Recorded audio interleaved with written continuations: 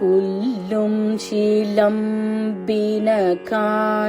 புல்லரையன் கோயிலில் வெள்ளை விழி சங்கின் பேரரவம் கேட்டிலையோ பிள்ளாயெழுந்திராய் பேய்முலை நஞ்சுண்டு கள்ளச்சகடம் கழலழிய காலோச்சி வெள்ளத்தரவில்